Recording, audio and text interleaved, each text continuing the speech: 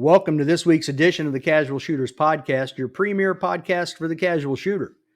This week's guest is a unique fella, and he's been on here before. He is a production and carry optics GM.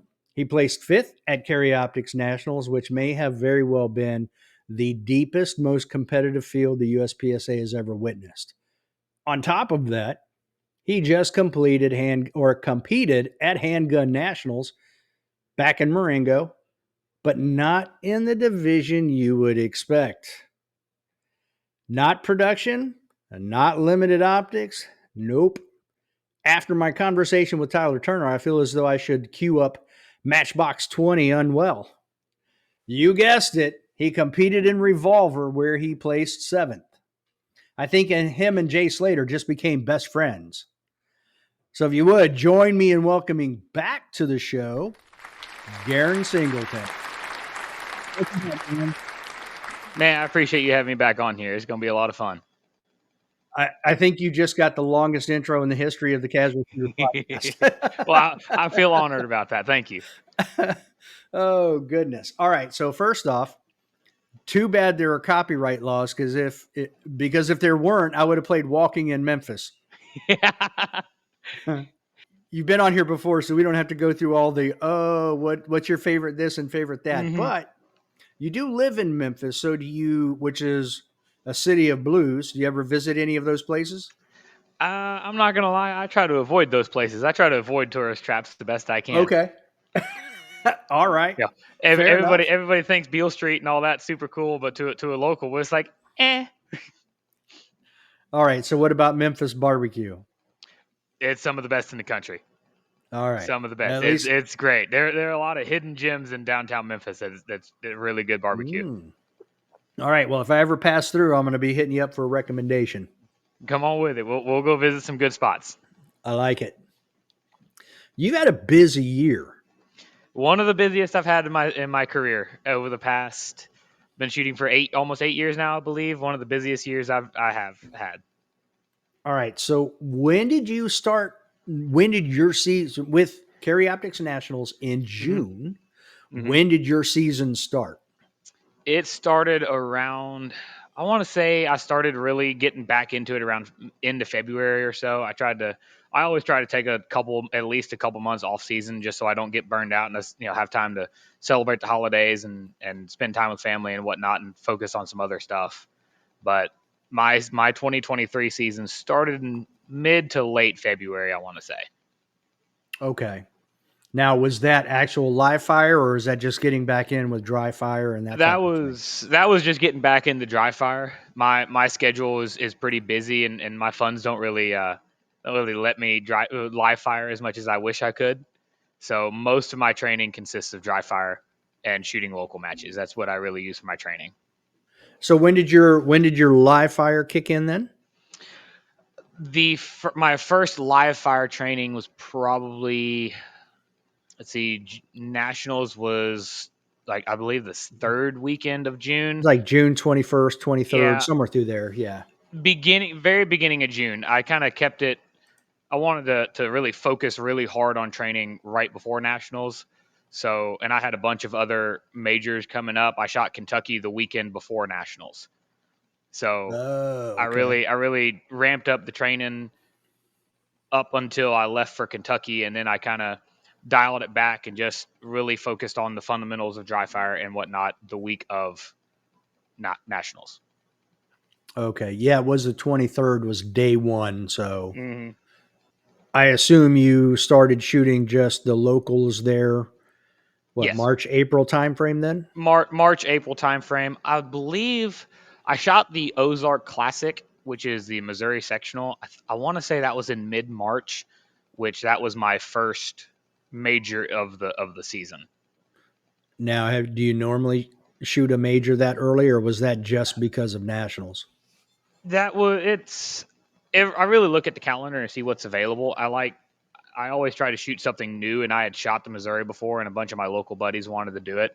So I was already ready to do it, and I knew that Nationals was coming up really early, so I wanted to get deeper into the training and deeper into the mindset kind of thing of major matches. with nationals in June. Normal the year before it was September. Mm-hmm. So we're talking a good 2.5 months earlier. Mm-hmm. Did you basically take 2022's training and just compress it into Yes. a shorter time frame? Okay. Mm-hmm. Mm-hmm. All right. Yeah, I guess kind of. So my training schedule looked. I want to say about 5 weeks before nationals. 5 days a week. I got off work. I went to the gym. I came home and I dry fired. No matter how tired I was, no matter what was going on in my life, that was my main priority with those two things: gym and dry fire. Both of those things are super important for our sport. Stay athletic and keep a strong fun foundation of yourself, and then followed up immediately by dry fire. Now, dry fire wasn't always fun. Like after a good leg day, it was kind of hard to stand, but but I somehow made it. Sometimes I did seated dry fire, but I made it happen. Oh, that's funny. Oh, today's a good day for a seated start. It really was. There were a couple times I did a whole bunch of table starts from seated. I saw Nils actually had to do that at IDPA I Worlds. I just watched that. That was the most beautiful unloaded start I've ever seen. That was a good one. That's Mhm. an interesting stage too, how that It triggers was. that drop turner. I like It that. looked it looked like it was something to do with where the gun was sitting, wasn't it? I That's couldn't what it quite looked like. tell. It Yeah, it looked almost looked like like the when you picked the gun. gun up, Yeah, exactly. It or actuated something. it was a pressure switch in front of the trigger guard, I guess. So when you picked it up, it still hit it somehow. It's very Yeah, very pretty neat. interesting, very very technical. I liked that. All right. Now, so let's talk CO Nats for a moment. Let's You do it. you had a great finish. You were Mhm. fifth. And again, that's not like a normal fifth place finish. No, sir. No, it was definitely not. You literally had. I mean, I've not seen a field that deep. The only one I would go back to is when I talked to Nils, and we were talking about this year coming up, how he expected it to be super deep, Mhm. and last year's was too. Um, the last time he said he had seen a field that deep was all the way back in like 2012 or 2014 when he won limited. And he said that was a big win for him because everybody shot limited that year. Mhm. So I compare, I go back and use that for that comparison. Go ahead. Right. Yeah, that was 2015, 2016 was right before I started shooting majors. That was right as I started shooting. Was late 2015 was when I shot my first match. So yeah, it would have been right before that then. Hmm. Um, so now were you on the super squad? I was on Super Squad B. So they had Okay. two super squads this year. They had their traditional top 12 finishers of last year, and then they had a Super Squad B, which was the way that Andrew Hyder and I described it was just a bunch of idiots that are really good at shooting guns. So it was a whole bunch of people that have been on the Super Squad before or have even made national titles before. I'm probably going to leave out a couple people, but it was myself, Andrew Hyder, Shane Coley, let's see, John Browning, Aaron Edens, Jacob Hetherington, Christian Seiler. There were a couple other people that aren't coming immediately to mind, but some super high level shooters. So you Mm-hmm. basically had, I think it was 12 people a squad. So you had 24 people who were able to win the match. Yep. All possessed the skills and the time behind the gun necessary to pull off that win. Yeah. I mean, well, you were fifth coming out of there. Christian Seiler was first. Jacob was third. Mm-hmm. So, I mean, it was every bit. You could make the argument it was a better squad than Super Squad A, just based on The those three. the atmosphere was definitely I would say better than all of my years on the quote unquote real super squad. Really? Yeah, it was a very just kind of relaxed. We're all there to have fun. we're all there to win, but we're also just kind of, it was a very chill, very good atmosphere for the entire match. We all just had a blast, a bunch of laughs. It was an absolute blast. Okay. I'm pulling up the scores real quick because I want to see. I don't remember offhand. John Vlieger. I don't know if he was on A or B, but He was on A. okay. So you had Nils and John from A. They were second and fourth, and first, third, and fifth all came from B. Mm-hmm. So that's I mean, when you finished on Sunday and you found out you were fifth, how did you feel about your results? Man, I'm not gonna lie, I was pretty surprised. Now Really? I personally felt like I shot a good decent match. I came into the match wanting to have a really high points percentage because I just finished Kentucky the week before, and I had shot the most consistent, best match I'd ever shot in my career. I think I shot 93, 94% points and barely edged out John Vlieger for first. So I had that. That was kind of my mental boost. Like I can do this. I just got to stay consistent. I had a couple of little hiccups on small stages, but all the big stages I was able to keep my feet on the ground and really focus and push hard. And I was extremely pleased with my finish for that match. It was something that I will forever remember and be very, very honored for. Okay. Now, do you know in hindsight now what it was that caused those hiccups? There were a couple of I had a couple of high primers that really cost a second here or there, but other than that, it was just not quite being patient enough on the dot and pulling shots weird. Hmm. So is that something you are trying to work out in training, or is it you just think it's just a matter of staying focused? Yeah, it's just a matter of staying focused. It seems like once you get in that top 10 anyway, it has very little to do with ability and it has way more to do with mental focus One and being hundred percent. consistent. Mm. I believe it was JJ told me. I want to say it was Carry Optics Nationals of 2022 when I was on the super. No, yes, when I was on the super squad. We were talking, and I believe it was JJ, Phil Strader, and maybe one other person. I don't remember who it was. We're talking about skill sets and what it really takes to be a top competitor. And JJ said, "Man, you're on the super squad. You've already proven that you have the skills. Now it's Hmm. time to prove that you can execute 100% of the time." And that's where you see the difference. You have people that train all the time, but they go to matches and they can't deal with the match pressure, or they have other problems that they can't deal with. And then you have other people who don't train very often but are super good with dealing with pressures like that it doesn't really phase them. Do you do you think that right there, even though I'll tell you what I think. You tell me if you agree and if whether you do or not, why. But I feel like those people, like you could have a little less skill, but if you have better mental game, you can kind of make up for it. And I'm not talking about a big gap in skill, but just a Right. little bit. You know, it could be Yeah. the difference between a third and a fourth or a second and a Oh, third. absolutely. I would say that the mental side of the shooting is far more important than the gun manipulation, right? So you can have a sub-second reload, which is super cool, looks great on Instagram, but if you can't perform that all the time because you're too worried about your pressure that's building up at a match, that doesn't really get you anywhere, right?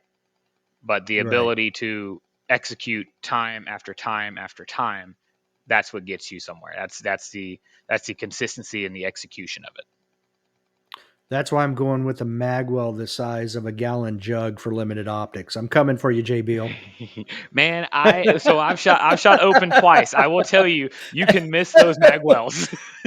I saw someone fumble one. I'm like, how do you miss? But I'm sure you can. It's It no is different than an NFL wide receiver the ball's right here and it hits him in the hands and hits the ground. And he's like, Exact, 100%. Yeah, yeah. It is surprisingly easy to miss those big mag wells. Oh man. Do you talk to your gun then too? Son of a. All the time. Me and my gun have a great relationship. Most of the time, I'm cussing myself out, not even the gun or the target. Exactly. I'm usually cussing myself. The gun's doing what it's supposed to. The Exactly. idiot I'm just not behind the gun isn't. as a loose nut behind the butt plate, as they say. All right. So I've overheard some conversations at Super Squad, only a couple, just, watching the competition. But when you and JJ have that conversation, how does that even start? Like, how does that conversation even come about?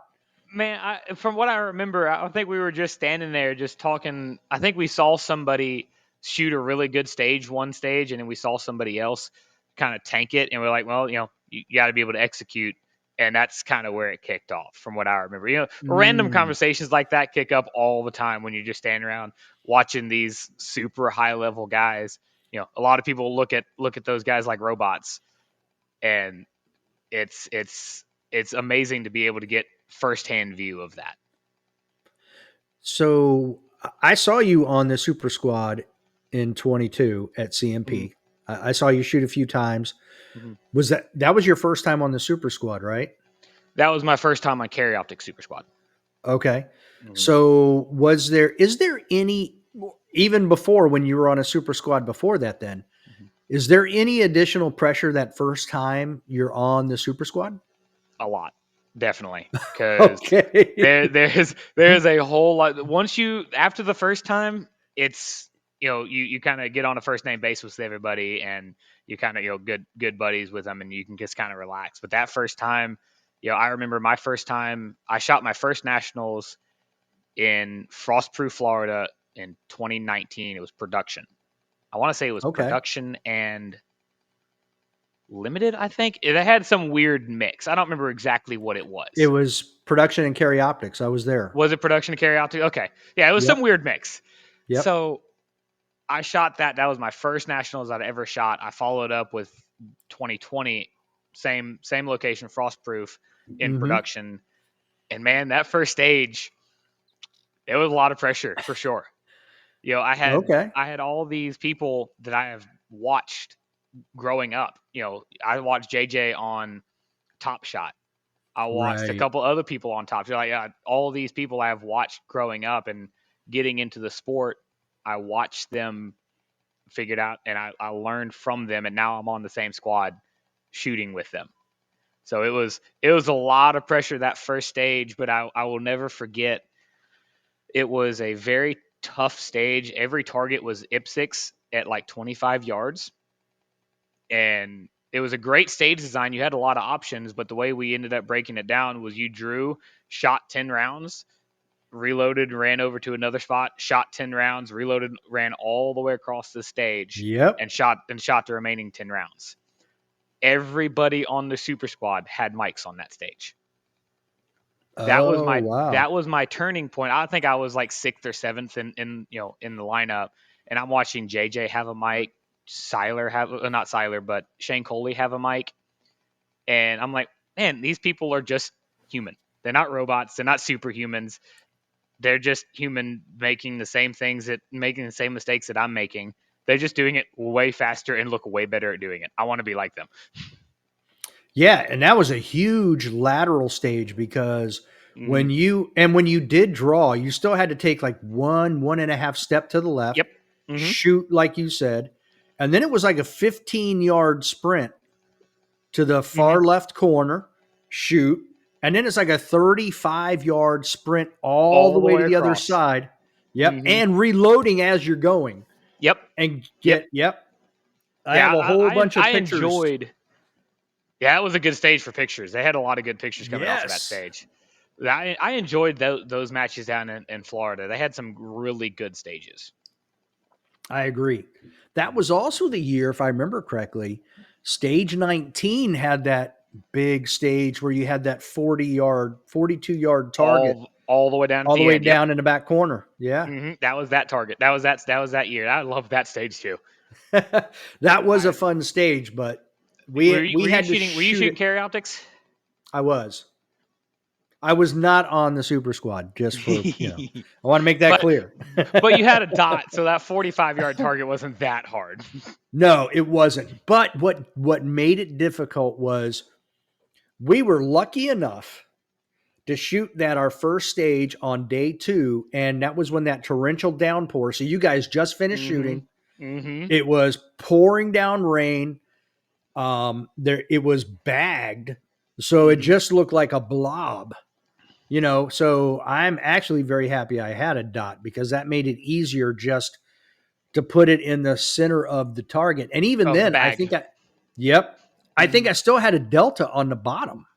So I had been aiming, even then I aimed a little lower than I should have. Yeah. So That was a lot of fun stage. I shot that, and that I drew to that target because that was about the only way you could shoot that position. And so shooting a shadow 2, a lot of people worried about the double action on targets like that. Now since I shot revolver, I'm not really worried about double action anymore. But I drew to that target, and I called the first shot a little weird, and I ended up sending 3 at it for a makeup, and I had 3 alphas almost touching. I'm like, okay, oh maybe that wow. shot wasn't as weird, but it was just something in that sight picture that I saw that didn't quite look right. Right. That's Mhm. interesting. Mhm. So yeah, it wasn't my best placing stage, but I felt like that was actually my best performance on a Execution stage. of a stage. Yeah, that Mhm. was it. That did I and it's fun. I like stuff like that. I say this all the time on the podcast. If I'm going to shoot a nationals, I don't care what my classification is. I don't care. Mhm. That nationals is there to determine a national champion. Mhm. So it needs to be set up for those guys. For you Mhm. guys on the super squad, that's what it needs to be designed for. And the rest of us are just gonna, suck dust. But Mhm. we're gonna do what we can, and I find it fun to try to shoot the same stages, the same targets, and the same speed with the same points. Mhm. That's what makes it fun. Oh yeah, that's absolutely what makes it fun. It's everybody. I've always told people like at our local matches, setting up stages, like they want to make it easier, and especially for like the older crew who don't want to run as much or shoot as hard targets and whatnot. I'm like, guys, Right. make it challenging. It's the only way you're going to get better at stuff. Especially, we're fortunate enough here in Memphis that we have a good amount of older shooters. We have quite a few younger shooters that have a lot of potential, and that's how you get better. Is you shoot harder stages at locals. That way, when you show up and shoot a 32 round field course with a lot of movement at a major match, it's not something unusual to you. Right. Mhm. Do you have any plans on shooting Area 8 next year? It's I in am Pennsylvania. looking. I am looking into it. I know I want to. I haven't shot many area matches. I've only ever shot one, and it was Area 6 in 2017, I think. I Wow. haven't. It was in Georgia, and I was there, and I'm like, yeah, I might as well shoot it. And that was a very wet match. It downpoured worse than it did in Frostproof, Oh, and wow. it was very wet. In those days, I was shooting an M&P in production, so it was very slippery, and I did not have a good time shooting in the rain. Does somebody But have any travel stippling? I need some travel I stippling on my gun. I did learn a very valuable lesson at that match is to put grip tape on the bottom of your base pads of your magazines. So when Mmm. your hands are wet and you go to seat the magazine, you still have a grippy spot that hits your Friction. palm. Yeah. Now you have to be Makes careful with sense. it depending on your magazines, like MBXs and maybe some Terran, magazines with Terran base pads. If you put the grip tape all the way around the base pad, you'll fail mag gauge because it's too long then. Ah, So okay. I put it just in the front half of the base pad. Gotcha. Just That this, gives you and it's the just only enough spot. friction. Exactly, it gives you just enough surface contact with that grip tape that it really helps maintain control of that magazine in any environment. I've shot, at Carry Optics Nationals this year. It was very wet, and I run MBX magazines in my Shadow 2, and I didn't have any issues holding on the magazines. So shooting Area 6 that year wasn't very much fun, but I learned a very valuable lesson that I have carried through my entire career since then. So I'm looking at different area matches. I know I want to shoot Area 6, no matter where it is. I've heard very small rumors that it might be in Talladega. None of that has been confirmed yet. But no matter where it is, I'm going to shoot it because I think it's important for me as an Area 6 resident to shoot that, especially at a level that I'm at now in my career. And I'm looking for one other area match. I don't know where it's going to be. I've heard a lot of good things about Area 8. Well, I've been getting a lot of insider information. Mm-hmm. There's going to be some very unique targetry there. Interesting. Yeah. So at your level, I think it would be a good challenge for you too. I From like that. what I'm seeing and hearing, I'm excited. Like I went to Area 8 2 years in a row when it was in West Virginia, Mm-hmm. northern West Virginia, right there at the Virginia, Maryland, West Virginia junction.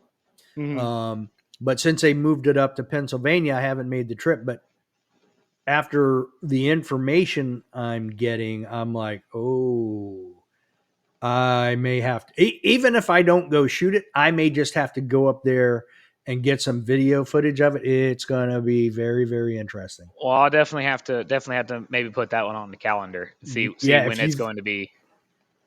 yeah, I think it's June. It's earlier than normal, so it won't be super hot. But I'm pretty sure it's in June. Who I forget I who know it I know was. Carry Nationals is also going to be in June again this year. Yeah, and it might be 2 weeks before June 6th. Yep. Interesting. I might have to look at that one for sure. Yeah, so it's like 2 to 3 weeks before nationals with some very Mm. challenging stages, to say the least. Might be a I'll very definitely. good warm up. It might be. I'll have to see when Kentucky is again because Kentucky is always on my list of majors to shoot. Lath puts on a heck of a match every year. Oh, the low cap. The low cap, but he also runs the section match. Okay. Hmm. Yeah, they don't have that one out yet. Yeah, I didn't see it. I kind of looked the other day. I'm already starting. Yeah, I haven't even started my off season. And I'm already starting to plan my next season. I know. It's crazy. It's crazy. It's Uh, it's a it's a wonderful life we live though. yeah, for We're sure. very very blessed to have this life for sure. We are. Now, I Mm. want to go back to something you said when you were in Georgia and it rained, you were using the M&P, it was slick. Mm-hmm. Do you use the liquid chalk on I your did not hands? at I did not at that point. I do now, and it's definitely a game changer. Because I can't use that stuff because it makes my hands slippery. Interesting. What brand do you use? Do you use the Pro Grip? Um, it was Pro Grip. Interesting. So I don't use Pro Grip. I use a there are two types. I remember the name of it. I can find it. I'll send it to you later. But it is like Pro Grip, but it dries way faster and it doesn't leave any weird residue. So you know how Pro Grip leaves this like white residue on your hands and it gets all over your clothes and your gun. This doesn't leave any, and it all it does for me at least is keeps me from sweating. It kind of dries up Okay. all my sweat and it just keeps my hands from sweating.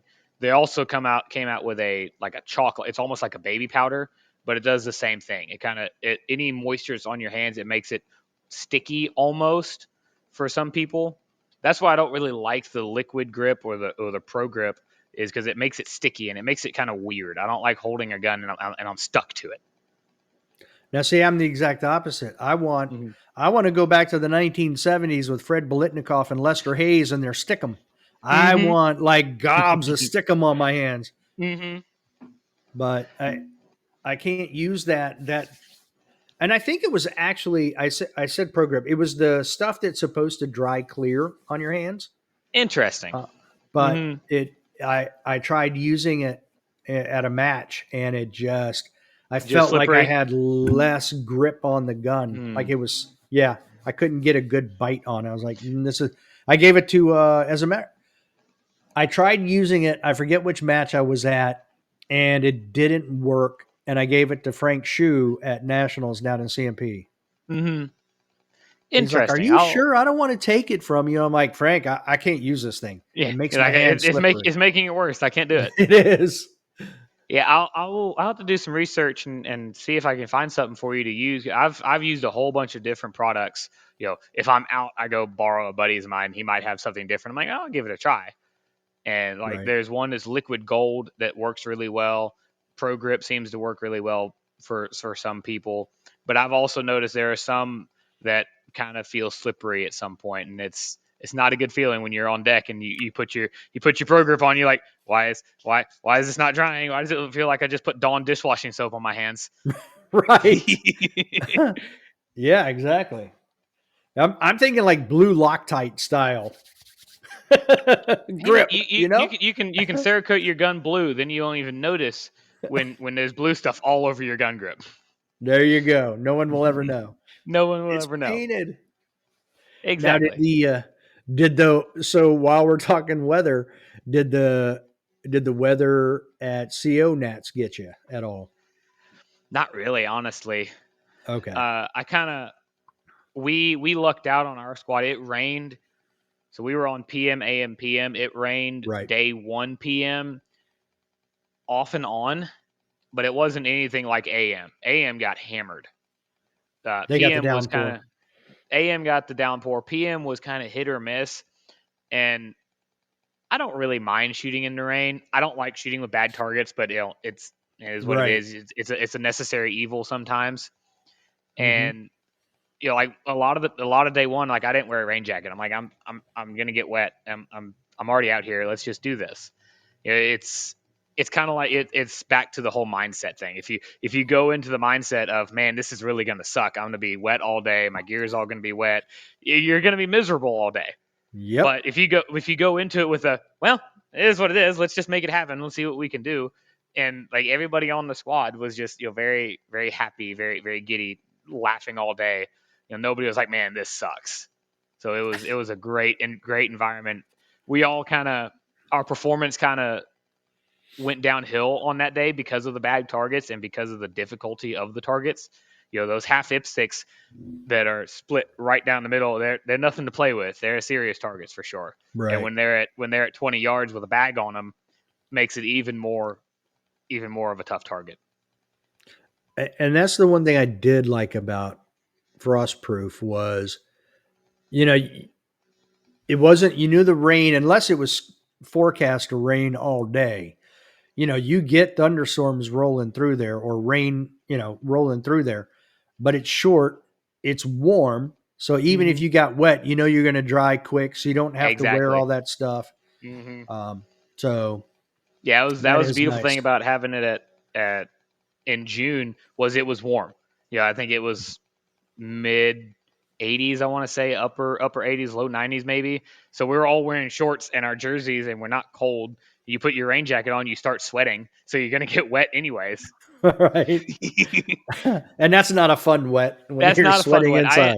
I ended up putting my umbrella that I have for my cart. I opened it up to keep my gear dry. Threw my rain jacket over my gear, and I put a rain bag. I have a pack of Perfect. shower caps that I bought at Walmart for like 99 cents. They're super great. There you go. Covered the gun, covered the mags, just did my thing. And that's what I learned at Frostproof was the old 99-cent shower caps. Yep, 99 cent bag of 50 at Walmart shower caps. There you go. Hmm. Now, what did you think of the range facility there at Cardinal Shooting Center? I love the facility. I think it's one of the best ones in the country that I've been to. Now I haven't been out west to see to some of those, but every facility that I've been to, I think is one of the best for sure. I Okay. really enjoyed the facility. There was no, I enjoy CMP, but the parking is kind of difficult, especially when you have that many competitors. And parking at CO Nationals wasn't an issue because there's so much room up there.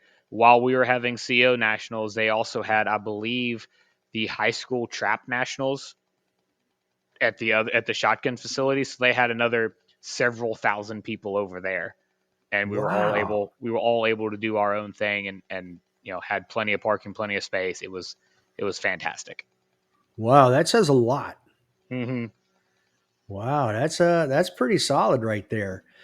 Now you were back there again though for Handgun Nationals, so It was. same thing, plenty of E- room, no Exact same thing. issues. Plenty of room. They kind of moved the vendors around, so they were a little better located for people to kind of incremental with them, and it was definitely a better setup. CO Nationals was the first time they had it up there, so there's some kinks that Yeah, they had to work out, and right. I definitely think they learned some valuable lessons and kind of moved some stuff around, so you can.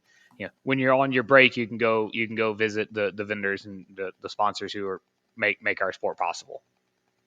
All right, well that's good. I mean, it's always not, look, I expect there to be kinks the very first time they Absolutely. hold a match somewhere. You're going to have to figure, and you don't know until you get that many people there, and you're like, it could have been a little better, Hmm. but that's part of learning. So, and it sounds like they Absolutely. learned, so that's good. Yeah. Yeah. They definitely learned from everything that I saw that was negative about CO Nationals, and all the feedback that I heard was mainly the vendors were stuck in the middle, basically in no man's land. Nobody, you had to walk over there specifically for the vendors.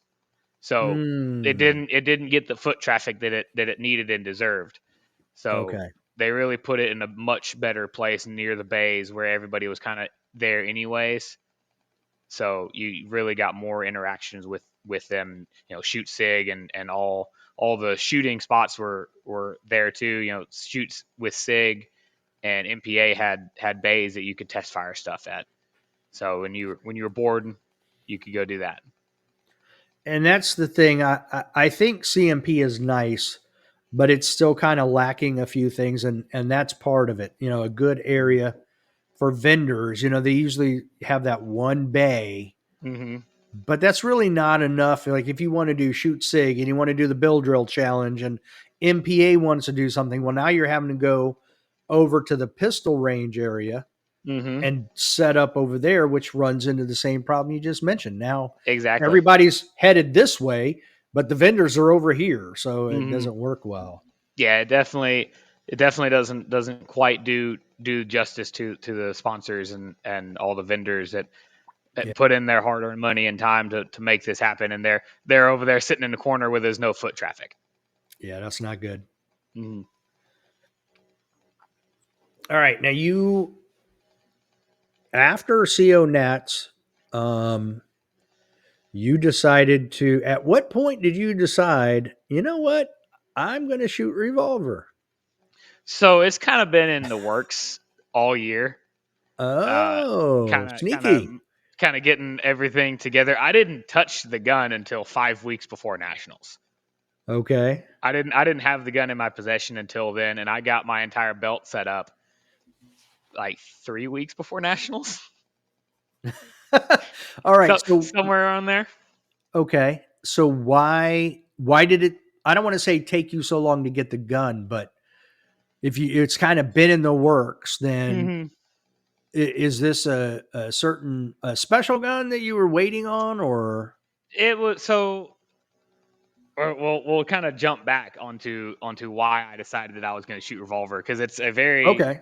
it's very coming from the outside in, it's very odd that a production and grandmaster in carry optics who is doing fairly well for himself at majors is going to go shoot a boomer gun for no reason.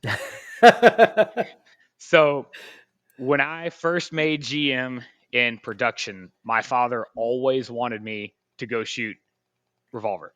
He thought that revolver, he was just like every other old man. He loved revolvers and he had a great collection of them. He always wanted me to go shoot revolvers. Like, man, Okay. I really don't want to do that. I don't want to shoot revolvers. So time passed and I made GM and carry optics. He's like, you Okay. need to go make GM and revolver. I'm like, I don't, Dad, I don't want to. I told him, I said, okay, I will make you a deal. If you can find me a gun, here's the gun that I want, which is a Smith and Wesson 929.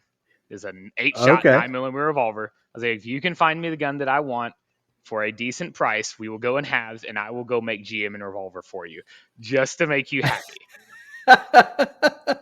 That man spent about a year and a half looking for a gun that he could afford. because they're all Okay. over the place, but they're pretty pricey for what they are. Mm. Long story short, he ended up getting sick and passing away last September. Oh, So damn. Sorry about that. I appreciate that. It was kind of a long term illness. You know, cancer is one of those things that some people Damn. can't avoid it. Right. So after his passing, I went and shot open nationals for the first time, which was a lot of fun. And I'm like, all right, I know what I have to do next year. So I started getting the ball rolling right after that, and I told a buddy of mine Mm. about it, and I was like, yeah, I mean, I just can't really afford it, and I was like, a 929 is like $1,400 brand new, right? And they're not cheap revolvers.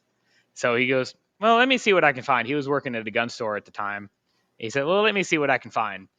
About 30 minutes later, I got a text message. He goes, hey, there's a revolver going to be here Tuesday. You're going to shoot revolver nationals. I'm like, okay, here we go. All So right. we kind of tinkered around with it. I didn't mess with it because I was too focused on carry optics. So I was like, just keep the revolver until I'm done with my primary season, and then we'll work it into it. So then after I shot carry optics and after I shot open, I'm like, all right, give me the revolver. That's why it took so long, because I was so focused on it, because I knew that if I picked the revolver up, I was gonna play with it because it's a lot of fun. I'm not gonna lie. It was some of the most fun I've Oh, ever had at a match. wow. Look at that. It's moving from, I've shot auto pistols my entire shooting career. I've shot 2 matches in limited, which were my very first 2 matches, shooting limited minor. I moved over to production, shot production for 4.5 years, then moved over to carry optics. So I've always shot auto pistols. I've always shot basically the same. I went from an M&P to a Shadow 2, and that's all I've shot. So picking up a completely different weapon platform and training with it, it was a lot of fun. Relearning something totally different was a whole lot of fun. Okay. Mm. So you're not turned off by the million moon clips you got to carry on your belt.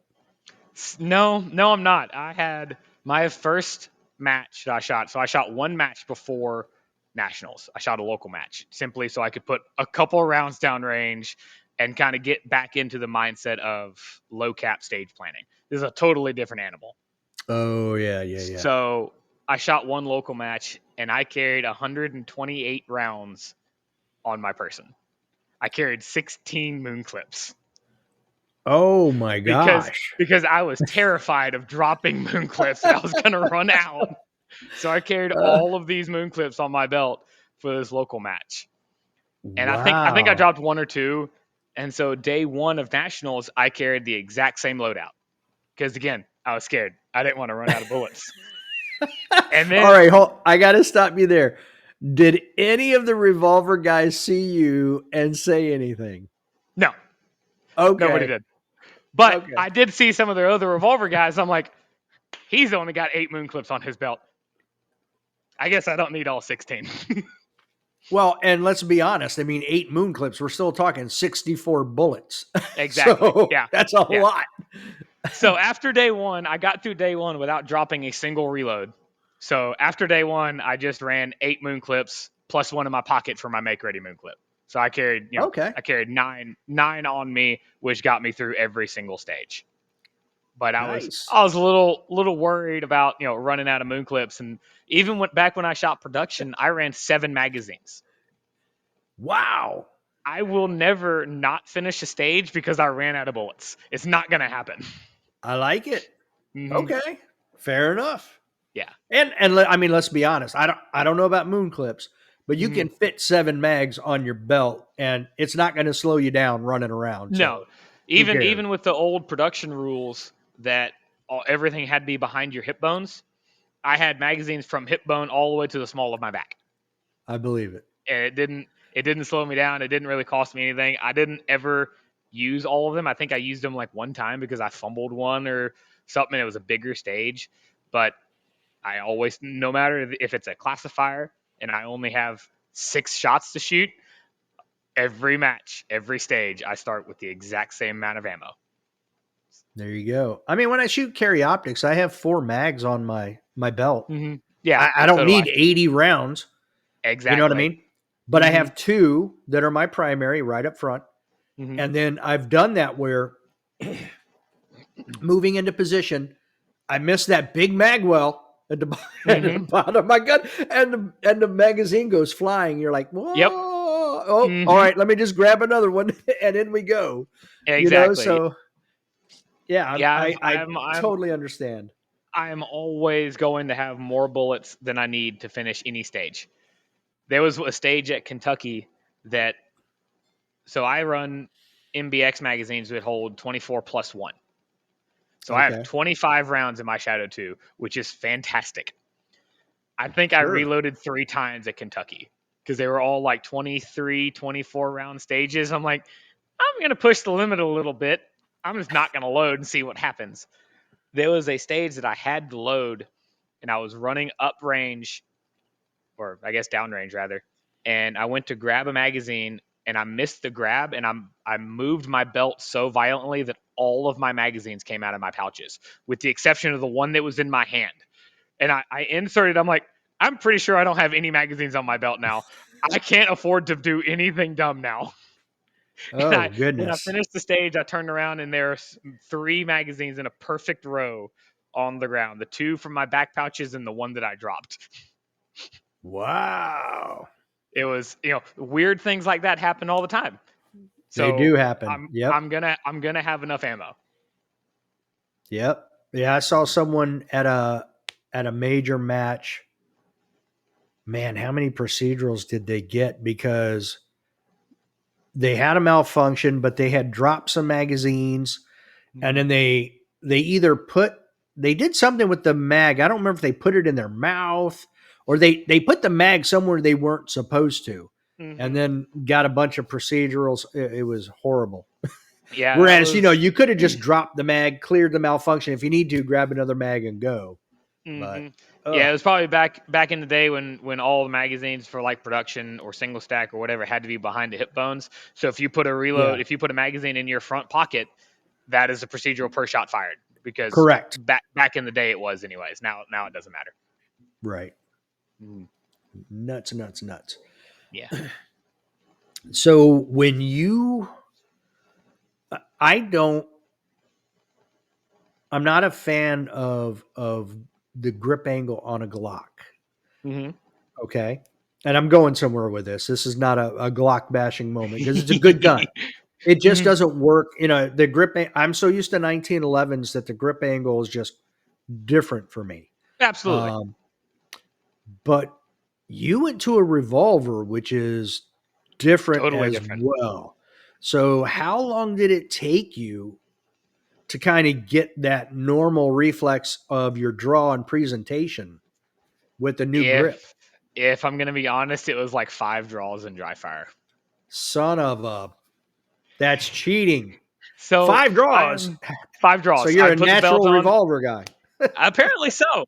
I'm a firm believer in humans are adaptable creatures, right? You pick up a gun and with enough training, you can learn new things. Yeah, You don't pick up a 1911 and try to open the cylinder on it. You don't pick up a revolver and you don't pick up a revolver and try to flick the thumb safety off. Like you pick it up, you know what it is. You can kind of adapt to it. I right. just happen to have a little some of my buddies like to say I have the tism, which I might, it is what it is.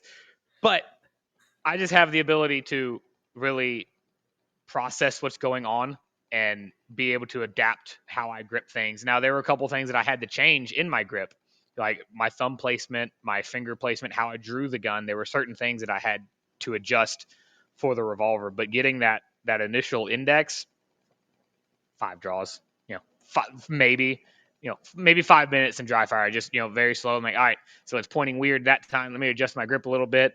All right, that's where it needs to be. Perfect. All right, here we go. Okay. Mhm. Now you see in with semi-auto guns, Mhm. some people go down and grab the grip and draw Isaac, and others will do a scoop draw. Mhm. What's the draw on a revolver look like? Up and down. So I call it a stab. You Okay. go up past it and then stab back down on it. Stab it. Exact same draw that I do for my Shadow 2. Okay. Mhm.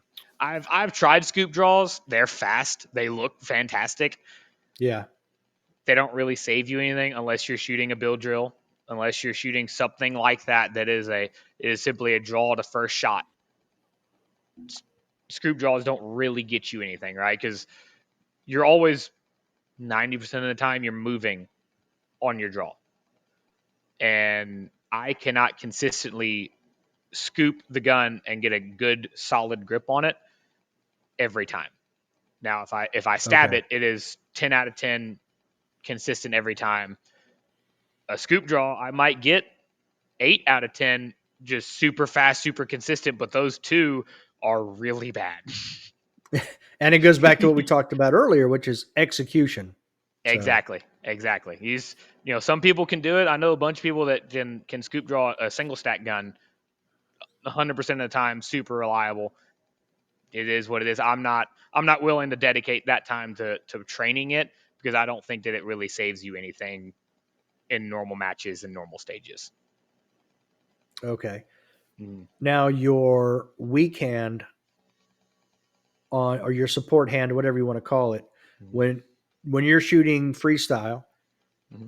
how different is your support hand grip compared to a semi-auto? Very. It's I changed the grips on my revolver from the stock ones. I put some VZs on it, which is the same grips that I run in on my Shadow 2s. And Okay. I just pretty much just had to just mash my fingertips because there's not as much, the grip isn't as long or as wide as a Shadow 2 or basically any other auto pistol. So when I grip the revolver, my fingertips are almost touching the back of my palm. So there's not much space for my weak hand to go. So I was basically Right. just on top of my fingertips. Now my middle finger has a permanent callus. Like I don't have any feeling in that fingertip, like typing. I can't feel it because the callus is so thick from just crushing it down on the grips over severe Wow. dry fire and severe match pressures. What's the recoil difference between your CZ and your 929? It's a very odd feeling. So when you shoot a pistol, you have the slide reciprocating back and forth. Right. The revolver, there's nothing moving, so Right.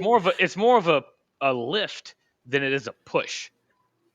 It's the Okay. best way. That's the best way I can describe it. It's a very weird recoil impulse going from a Shadow 2 or any other auto pistol.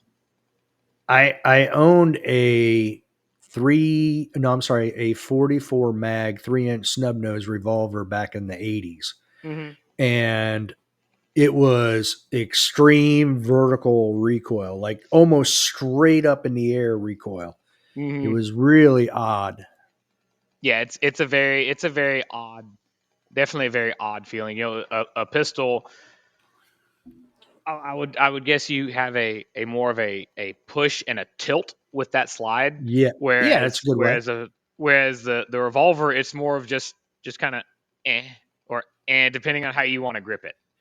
So Right. for me it was more of an up than it was a back push. Okay. Mhm. Do you see yourself shooting revolver more now? I am considering, don't quote me on this, but I am considering Okay. shooting nationals again next year in revolver. Shooting Okay. handgun nationals again. Man, it was the most fun I've had. When I shot my local match 2 weeks before nationals, I came off of every stage giggling like a 12-year-old because it was just so much fun. There was so much stuff going on, but it was going so slowly. It was great. I would have thought they would have updated their website because I was going to look at the dates, Hmm. but it's actually, it might, maybe it's on the homepage. Yeah, Let me scroll down. I didn't see it on there, but let Yeah, I me thought, look. I think I have a screenshot from where they or a picture from where they posted it at nationals. yeah, because I thought that it's basically the same I think um, I think it is. dates. I know that Carry Optics is going to be back in Ohio, and I Yep, know same time frame. same time frame. And here it is. So let's I see. think the only difference is I think the dates, like Open was in early September. Now I think that's Handgun Nationals, and I think Open is mid October now. Is that right? Exactly. So Yeah. Handgun Nationals is September 13th through 15th, There you go. and Open and PCC is October 18th and 20th.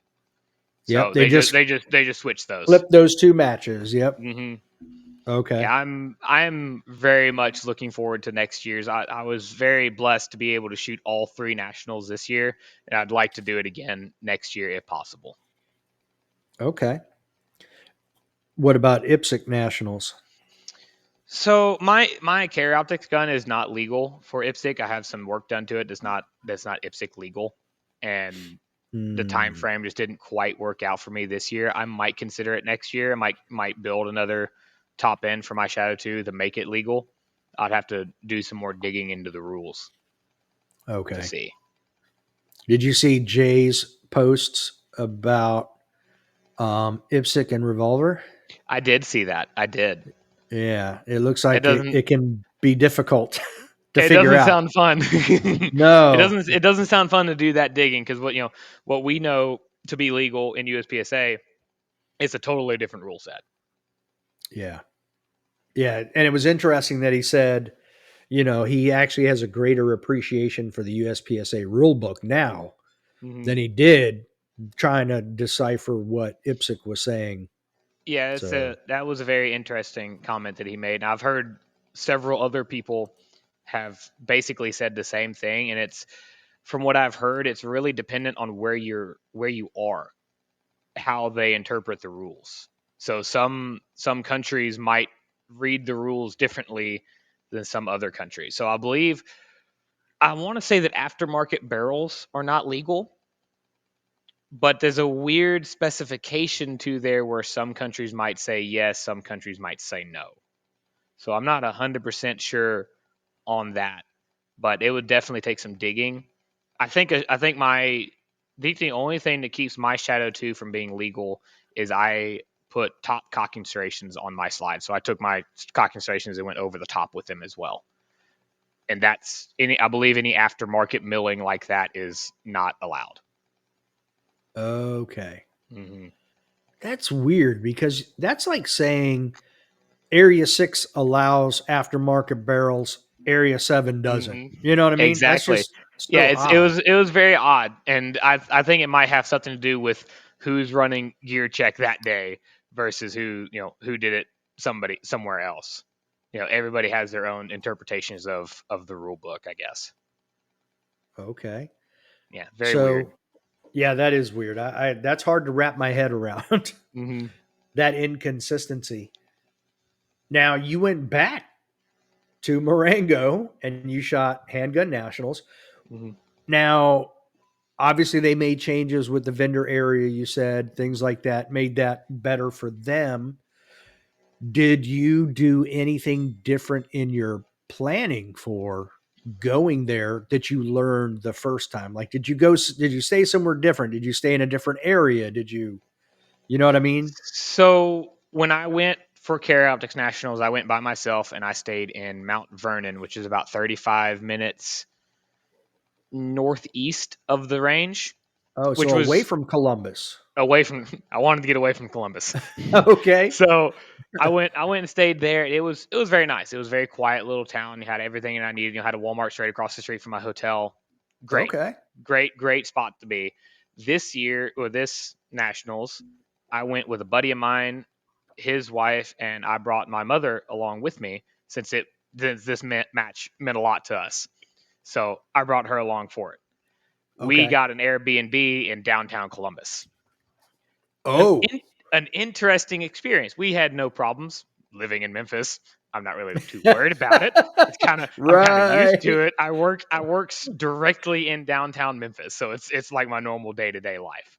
You could walk out of the back door of our Airbnb and you could see downtown Columbus a half mile, maybe a mile away. But Okay. it was very convenient for we're right next to restaurants and stuff like that. It was like 35 minutes away from the range as well, so it was a lot of fun. We were able to go to a nice steakhouse Friday night and in downtown Columbus, and it was very very good. very very nice, and be able to just sit down and enjoy kind of some local stuff in a different city. Now, what did you what did you think of the weather this time around? Mm. Uh, Loading a revolver with frozen fingertips is not that much fun. Yeah, dexterity no good. It goes away real fast. So that was also the first time I had experienced sub 40-degree weather this year, because our weather in Memphis doesn't change that cold until right about now. So we're just now getting 40-degree weather at night, and we're still up in the mid 70s for highs. So our Right. our weather comes pretty late. We went up. It was like, I want to say when we left Memphis, the high that day was like 75, 80 or so. We drove up there Wednesday, kind of spent the evening unpacking, kind of getting set up, QCing ammo, just kind of little stuff like that. Thursday, we went to the range to check in and walk stages. It was very nice. It was 70 degrees. Friday, we shot Friday morning. It was pretty pleasant. It was a little chilly, but I was wearing shorts and a hoodie. So it wasn't anything bad. It was just cool enough that you wanted a hoodie, but shorts were perfectly fine. Friday night, a cold front came through, and Saturday morning was apparently super cold. Like, the super squad shot that morning, and they were all saying that it was pretty brutal. The wind was there, the cold front came through. We shot Saturday. I was on AM, PM, AM this time, which was the first time I'd ever shot that schedule. It's kind of interesting. I'm typically a Yes. PM, AM, PM. I'm still leaning towards PM, AM, PM, but it was kind of cool to get a different taste of the different schedule.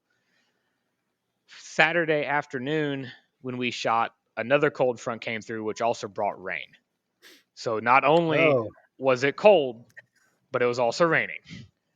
The two Mm. things, I can deal with one or the other. You put those two together, and it's not that much fun. But No, that's a we bad were combo. there. I was able to watch the weather and kind of prepare for it. So we were all pretty well prepared for it. We knew it was coming. So it did hit the cold front, and the wet and the rain came through midway through one of my stages on day 2. Like, I started the stage, it was sunny. I finished the stage, and it was like 20 degrees colder and wet. Damn. Like, That's during in quick. the middle of a reload, I remember thinking, I dropped the clip into the cylinder, and I'm like, it is cold, and I closed the cylinder. I'm like, it Why was won't my sights calm down? exactly, it was brutal. End of day 2, and then day 3 we shot in the AM, and it was cool. I mean, it was 33, 34, but there was no wind. So it was Okay. it was cold, but it was definitely tolerable. I was wearing pants and thermals, and I'm like, my hoodie was coming off and on throughout the day, because it was very pleasant to me. Some people thought it was still way too cold. As long as I kept my fingertips warm, I was fine. And I when I shoot here in Virginia and it's cold, I prefer cold weather. I am not a heat guy. Like my Mm-hmm. temperature, like I had arthroscopy on my knee because I tore my meniscus, and right before I was going in, you're in the pre-surgical area, and the nurse is like rubbing the thermometer all across my head and looking at it Mm-hmm. and rubbing. I'm like, let me guess, it's low. And she goes, yeah, it says 95. I'm like, yeah, that's right. I'm Yeah, like, that's about I'm normal. I'm I'm not a 98 guy. I'm a 95. That's why I don't like Mm-hmm. heat. My body prefers cold, not heat. But what I found is, as long as I take care of my hands and keep them warm, I Mm-hmm. have zero issue. And then when I'm done shooting, I just put a pair of gloves on or keep them in my pockets, whatever I need to do to keep them warm.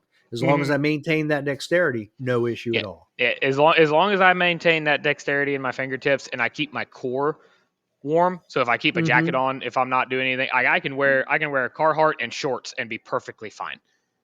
As long as There I you as go. long as I keep my torso warm and my fingertips warm, I'm good. Good to So I go. didn't I didn't mind the cold. I am the same way. I much prefer the cold weather over the hot. Here in the summertime, like this August, we had a week that was 99 to 100 degrees with heat indexes in the 115. It was miserable. Yes. I did not enjoy it at all. Rewind back to February of this year, we had a major cold front came through. I'm sure y'all got hammered by the same cold front that Hmm. it dropped our weather 40 degrees in less than 24 hours. It Well, was go ahead. I was just going to say that was that snowstorm that paralyzed all of Northern Virginia, DC, and Maryland because it Mhm. literally started as rain and then turned to snow. And I've never in my life seen snow fall so fast that it could accumulate that much and just overwhelm the standing water. I'm like, how does Mhm. I mean science? Come on, Yeah. that doesn't Yeah, work. How does that that's happen? bizarre. Yeah. So yeah, we Mm. got it too, just a different way. Just a different way. So that snowstorm, I had never seen that much snow in my life. Typically we have like Wow. one, maybe two snowstorms a year, and by snowstorm I mean ice storm with a little bit of snow on top. Ooh. Yeah. So I measured it out in my front field and we had 16 inches of snow, which Ooh, in Memphis. is a whole lot for Memphis. Yeah. So the city was shut down for a week, 2 weeks, but it didn't get above 5 degrees for like 3 or 4 days. Like highs were 5 degrees with wind chills at zero or negative. I enjoyed that so much. I wasn't able to come to work because I couldn't get out, but I was still out doing stuff because Oh yeah. me and my dog were enjoying it. You know, he's a German Shepherd, so he loves the cold weather. We I bundled up. He just ran outside. He was sleeping in the snow. I was just out doing stuff. It was a lot of fun. I much prefer that kind of weather than when it's 115 degrees outside.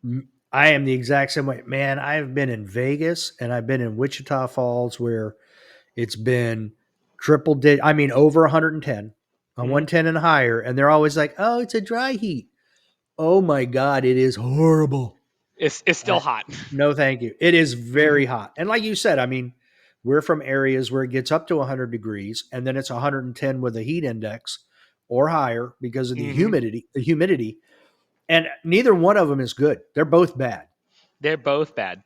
You know the thing about out west when it's a dry heat, not only is it a dry heat, but it warms up the ground more there than it does here. You take a thermometer, you look at the ground is also 110 degrees, whereas When the here, asphalt is bubbling, there's a problem. exactly. Here I've never seen it get that hot. Here, it's get warm. You don't want to lay on the asphalt, but it's not trying to burn you from the top and the bottom all at the same time. Yeah, Isaac lives basically in Death Valley. I don't know how he does it. Hmm. Isaac I don't Lockwood. understand No, it. no, Yeah. thank you. I'm out. I'm like moving. It's like the Hmm. old Eddie Murphy joke. He talks about like Amityville Horror. I go in, you hear like you hear voices. Get out. Okay, gotta go, That's baby. Let's that's let's it. go. Here we go. Like what? 112. I'm out. Man, if I could live in Alaska and still be able to do what I do, Yes. I'd be down 100%. Yeah, I can't talk my wife into it because she's the exact opposite. So I'm like, Hmm. oh my god. Well, luckily I'm single, so I like could, but you know, I wouldn't be able to have a shooting season all year round. This is true. We're This is that true.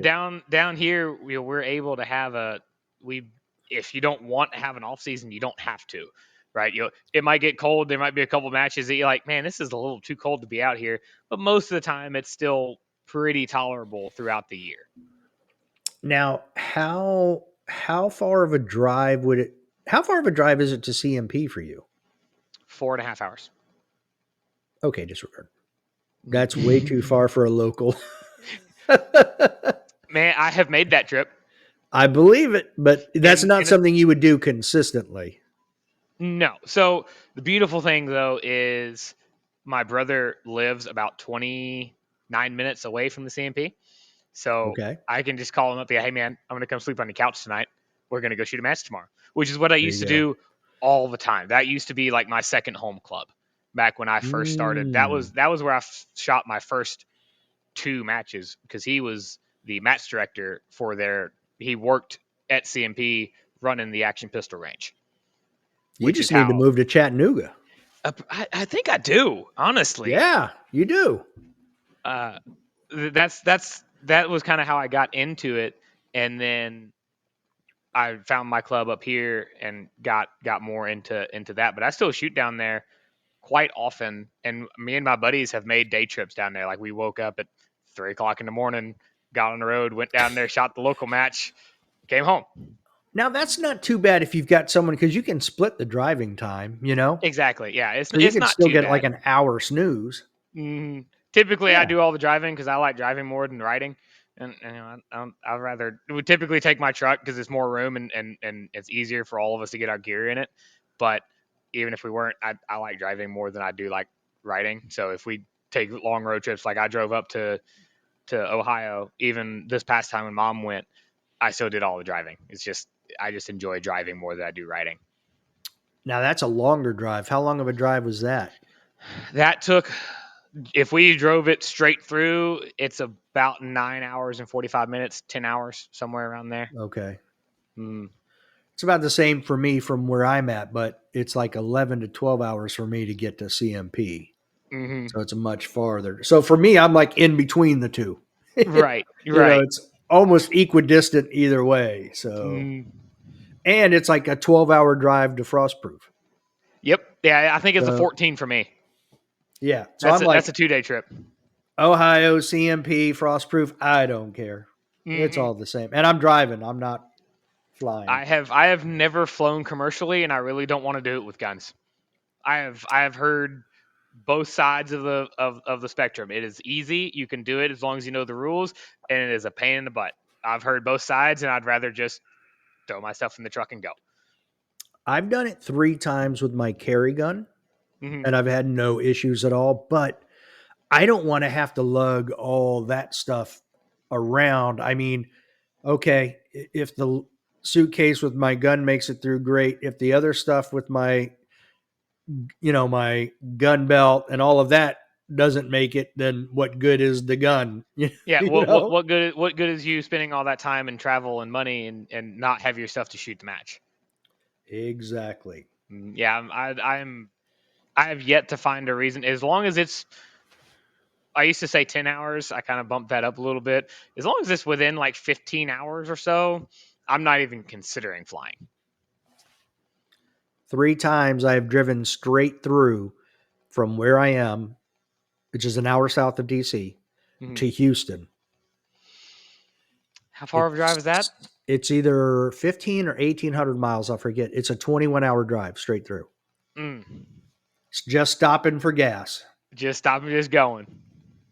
I was 25 years younger too. So, Man, I'm living those years right now, and it is great. I love doing trips like that. Like yes, I have man, when you're not young, stopped do it. traveling this year. Drive it. I tell you, man, I was stationed overseas for a couple years.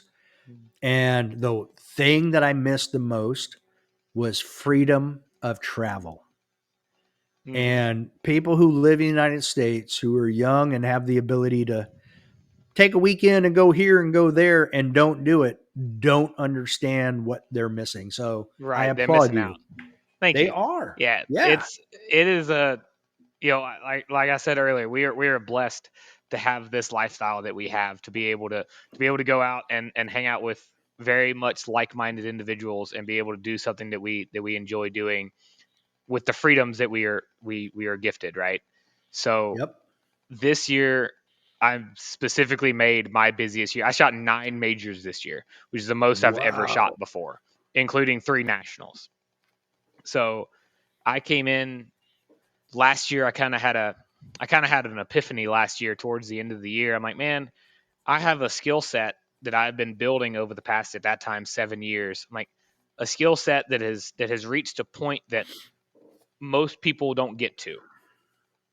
It would be an absolute waste for me to not use this while I can, while I'm young, while I have a flexible hours in my career that I'm very blessed that my boss will I can basically tell him, hey man, I got to shoot a match this week and be like, go have fun.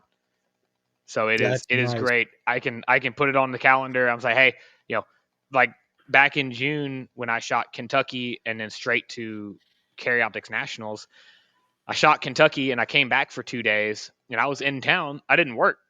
I told him, like, hey man, I would really much like to take this entire week off just so I don't want to run the risk of injuring myself at work 2 days before I leave for nationals. He's like, man, just go, have fun. This is what you do. This is what you're good at. This is your passion. Go pursue it while you can. So I'm very blessed to have that. And this year, man, I've put that to work. I've done a Man, whole lot of hats off to traveling. that guy. Absolutely. That's very nice of him. That's Mhm. awesome. All right, 9 majors, 3 nationals. Did you shoot your brother's gun at open? I did. I shot a Okay. different open gun, but it was still his. It was still the one that he built for another guy. It was a 38 Super Comp this year. Last year, the one that I shot that he built was a 9 major. Man, those things are damn loud. They Damn are. loud. It I do feels like you're not getting like 9 slapped in the major face. guns. It Yes. feels like you're getting slapped in the face with a wet towel. I swear, Chris Gelnett, his gun is so freaking loud. It sounds like he's shooting 50 plus P plus. It's Hmm. like, what in the hell are you shooting out of that thing, The Chris? Good concussion Lord. out of those things are My violent, but God. they're so much Yes. fun. Well, I think when you're shooting it, I still don't think it's as bad as it is. It's kind of like, have you ever shot a Barrett 50? Yes, When you're behind the gun, you're just you don't feeling feel the it. recoil. That's it. Hmm. Just bang, bang, bang. When you're off to the side, you're like, You get all that muzzle whoa, blast. Exactly. yes, that's Chris Gelnett's freaking open gun. So the bad thing though is open guns. You still get a blast as the shooter, but you don't Serves get you the right. you don't you don't get the full body blast. You just get like the headshot blast. So that That's is the hysterical. that is the hardest part of getting used to an open gun is not the timing, not the gun manipulation. It is simply not flinching when you get slapped. That's the I hardest couldn't do part. it. I couldn't do it because I struggle with my Soviet style eyebrows every day. Hmm. They Hmm. would be like this. I'd come off the stage like with my eyebrows, like everybody, like, whoa, what happened to Riddle? It's crazy. I couldn't do it. It's that is the I'd so shave I them. shot. There you go. You could always do that, and you could I pencil would them on too. there. Yeah, Have my wife draw them on every day. exactly. I mean, you could go either super fancy and do makeup, or you could just take a Sharpie marker Oh, and just draw them on there. that could be my tattoo. See, Eyebrows. you could get eyebrow Oh, tattoos. I'm seriously considering shaving my eyebrows and getting them tattooed on. So much easier. Holy cow. It's so much. That is genius. I'm writing that down. Shave tattoo eyebrow. There we go. I like it. It's on the list of things to consider. That's it. I'm that is genius. I got to look into how much eyebrow tattoos run. I can't imagine they're that expensive. I can't imagine either. I wonder how sensitive it is though. It's probably pretty sensitive. I Now, would think don't so. I wouldn't recommend going behind the gas station and getting that tattoo. You might want to go to an actual I license. think I'll go to a professional. You Yeah. might do that, yeah. And don't flinch. I need both eyeballs. Yeah, don't flinch. So Just, keep your face relaxed. yeah, there we go. Um how just as a side, you may not know. I'm just Mhm. curious. Um I was talking to I actually had dinner with an open shooter recently, and he had a brand new open gun, but it's kind of one of those things where a sale fell through, so he was able to purchase the gun. Mhm. Um, but well, I don't want to speak for him. But one of the things he mentioned was there's a super long wait for open guns. Mhm. Same thing with your brother, like Not a so backlog. much. No, Not so much. I mean, I can't really speak for his wait time on them right now, okay. but his turnaround time for a lot of his stuff is some of the best in the industry that I've seen. Since he's a smaller company, he's able to turn around stuff a lot faster than most. Because this guy actually said what he said was the wait is like years. Yeah, I would. That's very common for a lot of big manufacturers because everybody wants to get in the open, and they just cannot keep up with the demand. I believe it. Mm-hmm. Okay. All right. And I'm not going to say that. I'll talk to you off air. That sounds like a plan. Yeah, because I don't want to say anything that could come back to him or Absolutely. somebody take it the wrong way. Mm-hmm. That it's. I don't want to speak third person like that and get people upset. So Understood. especially if I make the mistake, I'm misspeaking. So what are your thoughts on optics on revolvers? I would play with it. I think they need to, if they're planning on doing that for a division, I think they need to stop planning on that because it's not going to bring back the division. It's basically a No, dead division. I would play in it, especially in like, so I know that's the thing in, I believe, Steel Challenge. I believe you can shoot. I believe Revolver Optics is a division in Steel Challenge, which sounds I like a believe so blast. too.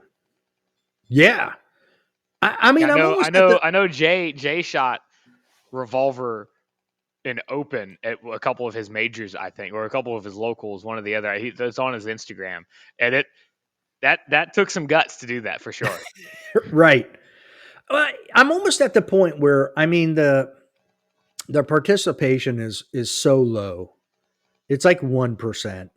Um, that what if you just allowed irons or optics in the division and just let That's people choose what they wanted to do?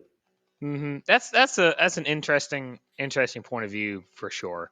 I would be interested to see what the difference would be if anybody would switch to it, and if one or two guys switch to it, if it would bring everybody else over as well. Just because irons versus dots, I mean, there's no comparison. It's dots are 100% the way as Right.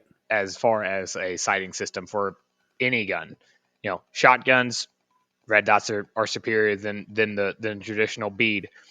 Yep. Rifles, I'm more of a telescope and LPVO kind of guy on my rifles.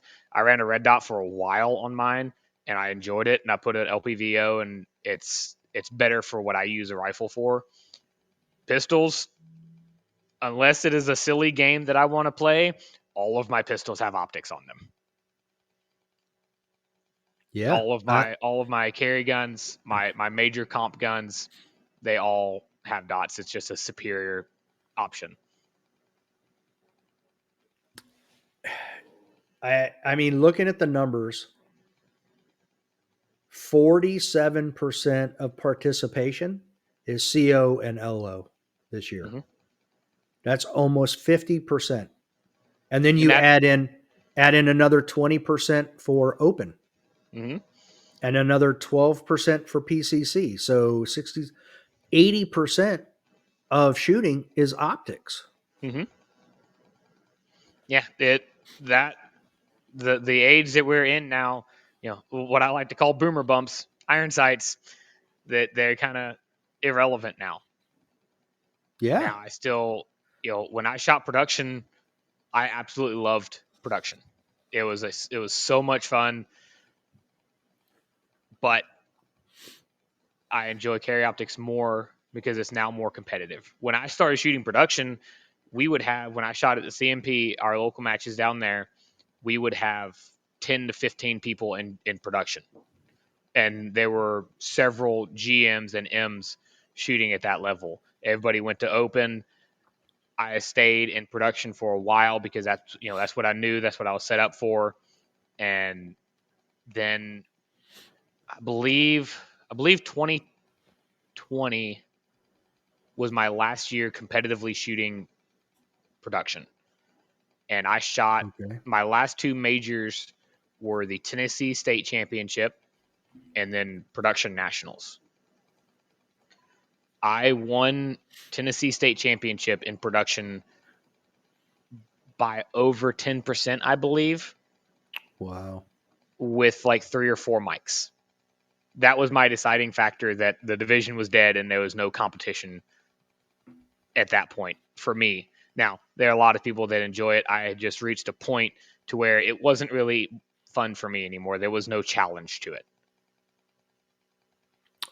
And I think that's what makes Carry Optics Nationals this year so great. Was it wasn't just great for the people shooting it. It was great for those of us who weren't, just to see the shuffling Hmm. of people up and down the Exactly. rankings, each day. That's Hmm. exciting. Yeah, that was a very close run up until the last stage, for sure. It was a very very tight knit group. I didn't really track how I was doing throughout the match. I do know something that I'm super proud of is at the end of day 2, I had the highest alpha count of both super squads. Oh, wow. I might not have had the fastest times, but I had the highest alpha count, and that is something that I will always be proud of. If I can have a higher alpha count than Niels or Christian, I'm doing something. Yeah, I agree. So because you said that, I'm gonna come back to something. But what was it like shooting with Christian? It was so much fun. I enjoyed shooting with him a lot. We immediately just clicked. We kind of on each other's wavelengths. We look at stages the same way. We have very Mm, similar shooting skills. So the stage planning that we could have together, and even we really stage planned. It was a trio. It was myself, Christian, and then Andrew Hyder. We all okay. really mashed together our heads to come up with very good stage plans that typically we all agreed on. Yeah, there Like were a a couple group of effort. stages like a group effort, and that's a Wow. beautiful thing about shooting at such a high level. People from the outside looking in, they're like, man, they're super competitive. Everybody wants to win. Sure, but I don't want to win because Christian had a gun go down or because he had a bad stage plan and forgot a target. I want to Or win JJ because had we a shot. squib. Exactly. I want to win and I want to beat people because I executed better. Back to the execution part of it. I don't want to win because somebody had a gun malfunction or forgot a target because they didn't stage plan right. So we're always on super squads, and even when I'm not on the super squad, I try to do it with all the other people on my squad is share those stage plans so everybody has the same ideas on what a stage looks like, right? And the beautiful thing about Christian and Andrew and myself is we all kind of have the same aggressive shooting style. So we all kind of looked at stages the Mm, same way. Most of the time, we would have the similar stage plan without even discussing stage plans together. And then we would get together and we would kind of talk about it, and we would tweak each other's plans and to morph this beautiful master plan that we all could remember. Christian posted a video after nationals of the three of us air gunning a stage because we changed our plans so many times trying to come up with the best one that we were having a little difficulty nailing it down in our heads. So we stepped back away from everybody and we're sitting there air gunning it all at the exact same time. And it was beautiful. It was perfectly in sync and it was gorgeous. And we all executed that stage very well. Christian had all alphas on that stage. He smoked everybody on that stage. So it who was a recorded lot the of fun. video? I believe it was Christian's mother. Oh, Hmm. okay. Yeah. All right. It was a lot of fun. I'm really looking forward to shooting with Christian again on the Super Squad for Carry Optics this year or next year. Okay. So I'm saying he's the next generational shooter. Yes. Um, if you had to pick one thing, what makes him so special? His ability to do math on the move to determine how he's going to shoot at a target. So he can look at a target and be able to be like, I'm going to do a 13 split on that target and allow myself to get an alpha Charlie because I can nail something else over here. That's how he breaks down stages. Good He can Lord. he can he can come up to a stage and be like, all right, this is the hit factor. All right, now how do I drive that hit factor up? Damn. And he starts playing around with numbers and he and looking at different ways to shoot it, and the way that he breaks down stages, not just physically but mentally as far as the numbers go, is unlike anything I've ever seen. Yeah, I don't.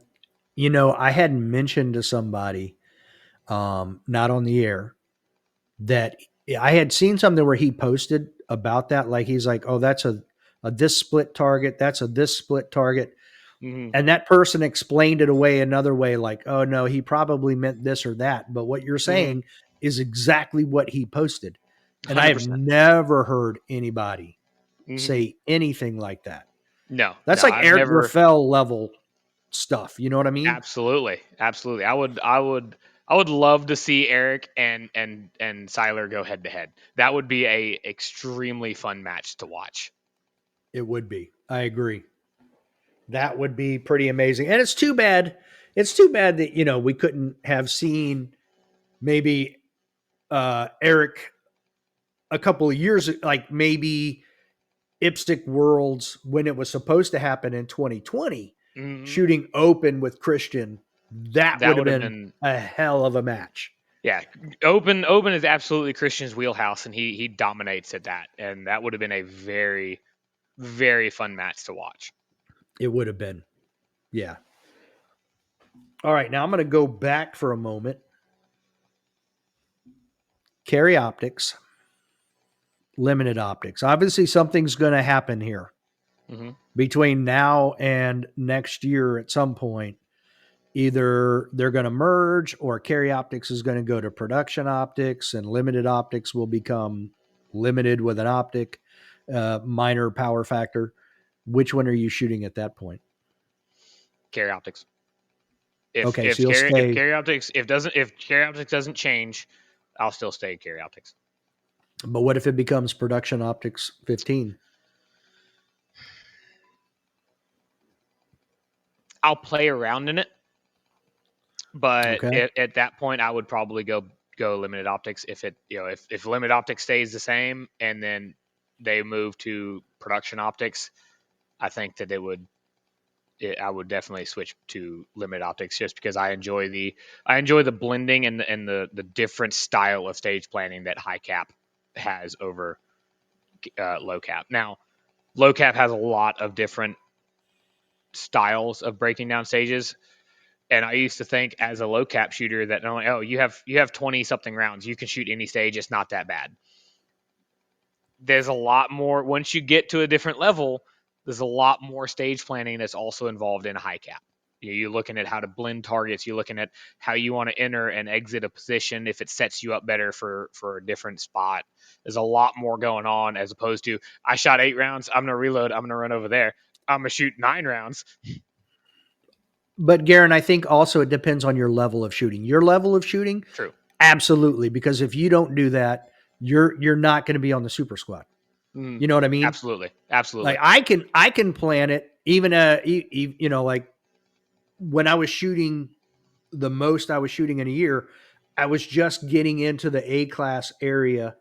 Hmm. And even then, yes, I was starting to look at those transitions and blending, but still, I was still more focused on the other stuff.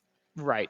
But Absolutely. once at your level, though, now it's completely that's you have to look at those minutia to be able to shave, tenths here and tenths there Yep. to be able to Those get tenths of that. a seconds in every position add up a Yes, lot, they do. Yes, they and do. that really became obvious to me at Open when I think Christian beat me by time by something along, I want to say like 25, 30 seconds on the match ish. Mm. It might have been more, might have been less. Now, carry optics, he beat me, I want to say like 17 seconds or something like that. So he still beat me by a decent amount at carry optics, but he absolutely crushed my hopes and dreams at Open Nationals. Yeah, it was 17 seconds. You're right. Hmm. Now, here's the crazy thing Jacob was only 59 one hundredths of a second slower, Hmm. but he was 52 points behind. Yeah, So, everybody on our squad had a pretty rough day one because of the bag targets and because of the rain. We all dropped some mics and some weird Charlies that we shouldn't have. okay. Yeah, I mean, yeah, I mean, he had 18 more alphas than nils, which is saying a lot. Saying a lot. Yeah, and he had 26 more than Jacob, who was Mm-hmm. in third, so it's like, dang. Yeah, Christian shot I want to say it was like a 32 round field course with all alphas And fast. and fast. That's the crazy thing, is he What's can do that even fast. what's even crazier is he called every one of those alphas. I don't remember him making a makeup shot, and he unloaded and show cleared, holstered. He goes, "Yeah, that was all alphas," and we pasted it, and it Wow. was all alphas. Wow. Damn. Yeah, that guy's different Mm-hmm. in a good way. Yeah, that's very, very impressive. Very. Okay. Now, you have touched on it a couple times, and this is what I wanted to go back to. Stage planning with a carry optics gun in Marengo, Mm-hmm. stage planning with a revolver, handgun nationals, Marengo. How different is that? Extremely. You go from 25 rounds and having options for makeups and backup plans if you need reloads or whatever to 8 rounds to having no makeups. Because every state, Mm, every basically every position at Handgun Nationals was run to a position and shoot 8 rounds. The amount okay. I want to say I had like 15 mics on the match. Most of those I called, but I wasn't willing to spend the time to do a flat-footed reload to make that up. Okay. So I kind of just ate the mic and rolled on with it. I called it a bad shot, but Mm, but I had all the other rounds that I had to shoot it. I didn't have a makeup to throw at it. So okay. carry optics to revolver stage planning is completely different universes, and it was so much fun to go back to. I've told everybody that it was an absolute blast, and I honestly wish that I was lying, but I'm not. It was so much fun to learn a different style of shooting, a different style of stage planning, because even revolver versus production, it's still a little different because you're looking at, in production you have 11 rounds and when you start the gun if it's loaded, right? You have 1 in the chamber and 10 in the mag. Revolver, you got 8. That's it. It's like single stack It's major. like single Yeah. stack major. Exactly. Yeah. The best way that I described it to people is every stage is Virginia count. It doesn't matter the stage. You can't afford makeups. You can't throw makeups. It's everything's Virginia count. Wow. Okay. So are you a little bit more deliberate then with your side alignment, side picture, I should Extremely, say? extremely. Okay. There were Man. stages that I shot. I posted stage 18 the other day on Instagram. That was the toughest stage of nationals, and there were targets there that I'm like, man, I could shoot this so much faster if I had an extra makeup shot. Not even a Oh, dot, okay. not even my shadow two, but if I had one extra makeup shot in this position, I could shoot these targets so much faster. But But that it was that I didn't lack have of a makeup slows you down. hmm there was This is the literally last the one time you go against Steve Anderson and slow down and get your hits. exactly. Yeah, you don't have an option. If I were to shoot at my normal pace, I wouldn't have been able to perform the way I did because I would have been throwing makeup shots because I'm used to having them. Now, my 2023 season, I have become way more accurate than I have in the past.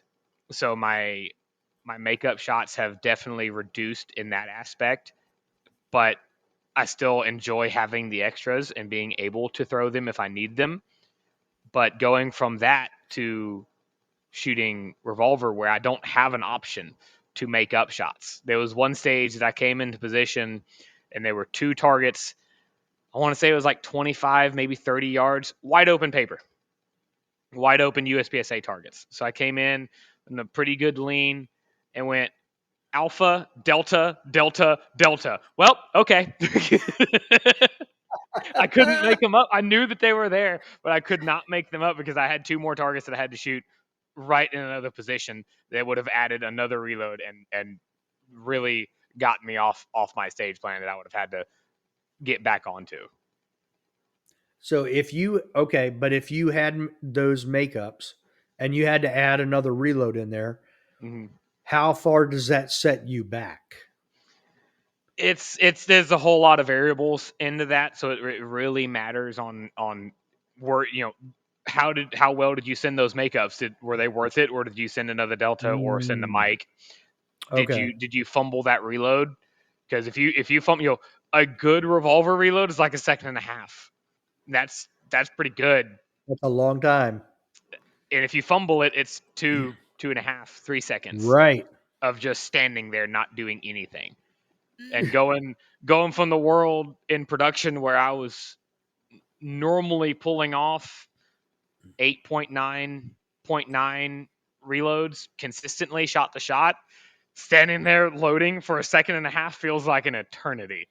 Yeah, I'm sure you feel like you're just, in slow motion. Ooh. Did my buddy put it in a very good way. He's like, there's so much going on and so slowly. Because you had to open the cylinder, eject the moon clip, rotate the gun back down, grab the new moon clip, line it up, drop it in, close the cylinder, as opposed to drop mag, put new mag in, shoot target. This is exactly why Tyler says people are unwell when they shoot That's it. revolver. That's it. Tyler Turner came up to me and took a picture of me with my entire gear. He's like, I have to get this documented because this isn't That's right. awesome. That's hilarious. And I was going to say, there's a word for that, and it's called masochist. Yeah. Yeah, I was called much meaner names. We won't say them on the air. Okay. All right. All But it right. So was next, go ahead. the stage planning part of it is what I love about low cap. It's a different, like I said a little while ago, it's a different animal. You're looking at blending versus how to plan your reloads. But when you get to a certain point in the low cap game, you're also looking at how to blend in that. And when you're blending reloads into positions, it's very natural to me since I shot it for so long. But it's a very fun game to play. Okay. And even at like my local matches, I have a couple buddies who every now and then will shoot single stack or will shoot production, and I'll get my carry optic stage plan and I'll go help them with production because they're fairly new shooters. They haven't been playing production for so long, and it's fun to me. I don't mind doing that at local matches to help them out, just kind of because what I always do. The couple of them were like, how would I run this stage? I'm like, I don't know. You go run it. Tell me how you would shoot it, and then come find me. So Okay. they'll come up with their own stage plan, and then while we're walking stages, and then I'll walk through it with them, and they'll show me. I'm like, okay, and I'll start dissecting their stage plan. I'm like, okay, why are you doing this? And if they can give me a valid answer, cool, that's what I like. I don't like I don't know, right? And when people ask me on my stage plans, like, why did you do this? Everything I do in a stage and everything I do in a stage plan has a reason to it. Yes. And you have to have that reason and you have to be able to explain that reason on why you did something. Otherwise you're just doing it to do it. And that's what makes a better shooter and a better even instructor, is being able to explain not just this is how you do it, but this is why you should do it this way. Yeah. And it could be something as simple as, I've had people ask me, why did you do this? I'm like, well, because that's my strength. If I did this over here, that's not a strength.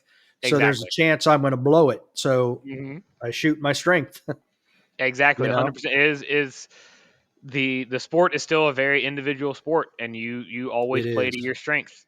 Some people are better at blending, some people are better at posting up and shooting. You look at Max Michel shooting carry optics versus Christian or JJ or myself shooting carry optics. Max Michel posts up a lot. He doesn't shoot on the move very much, whereas some of the other top guys prefer shooting on the move. But Max will still put a lot of percent on people by posting up. It's his strength. He can post up and shoot faster, more accurately. Right. That's just his strength. Yeah. He figured it out, so he rolls with it. And I've implemented that in a lot of my stage plans as well. I'm like, man, I could shoot this on the move, sure, but what am I sacrificing? Am I sacrificing points? Could I shoot it on the move? Sure. Am I going to drop two Charlies and save a half second, or am I going to add that half second but get two good alpha hits and set me up myself better for somewhere else. Right. And that's Those are 4 the more things. points. That's a big deal. Exactly. That's a big Yeah. deal for sure. Yeah, I totally get it. So now what's you said you had 9 majors and 3 nationals. Mhm. You're already looking at next year. Is next year Mhm. going to be as busy, or are you looking to tone it back a little bit? I'm looking at going just as busy, if not more busy. Uh, Okay. I'm I'm not sure on the quantity of matches, but I'm going to plan on shooting all 3 nationals, Okay. and I'm planning on shooting Area 6 and then another area match of some form. I want to get out and shoot more area matches, just kind of get out, see more things, meet new people, experience new ranges, stuff like that. And then there are a couple of state matches that I want to shoot. Kentucky is always on the list. My state home, Tennessee, is always going to be on the list. Missouri, I've shot it a couple times. It was always a great match. I might go back there. So I always try to shoot something new. So maybe that new one's going to be a different area match. Maybe it's going to be I drive out and shoot Oklahoma sectional, something like that. Okay. Mm-hmm. I was John Royer was kind enough to invite me out to the Carolina Classic, and that's a good match.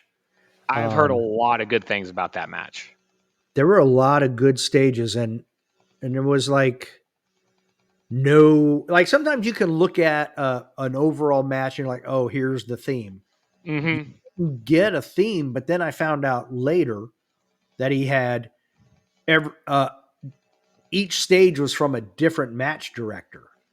So Interesting. you got a flavor from every single match direct. You see, had 9 different match directors in those stages, so it That's was quite awesome. the variety. Yeah. I'm definitely looking at shooting that one if depending on where Area 6 is this year Mm. or next year. If it's there, I'll shoot it there. Basically, wherever Area 6 is, I'm going to shoot it. That is my goal. And then if I- it's not in North Carolina, I will shoot North Carolina sectional. It seems, from what I gather, it's in North Carolina. It's going to be in North Carolina. Yeah, I just had John and Stephanie Berry, the section coordinator, Mm-hmm. on, and everything she was hinting at was it's going to be back in the match director. She's already announced who it is. Well, he's from Sir Walter Gun Club, so I'm sure Mm-hmm. that's why I'm like, it's going to be in North Carolina. It's going to be So there. Yeah, I'm yeah, excited then because I have heard a lot of good things about that range, and I'm definitely looking forward to shooting that one then. yeah, I think I'm gonna, even if I don't shoot again, I'll definitely have to make the trip down just to check it out. Mm-hmm. So you're going to shoot CO, Open, Revo again? Possibly Same Revo. 3? Um, Okay. definitely carry optics, definitely open, and what I do at Handgun Nationals Up in to the be air. determined. Yeah, to be determined. Okay. All right. That's I fair would enough. like to I would like to shoot a little bit of limited optics, but I disagree on how where they placed it. It doesn't belong with the iron sight divisions. It doesn't. They need to put limited optics with open and PCC. That would be a great match. And then Agree. leave iron sights alone because all iron sight divisions are low cap with the exception of revolver or with the exception of limited rather. Right. So stages are all going to break down pretty much the same. That's the issue with Handgun Nationals this year is they took a match that was designed for irons and made it exceptionally difficult because they had dots there. Okay. So you feel like maybe they made it specific for dots and most people were iron sights. 100%. Yep.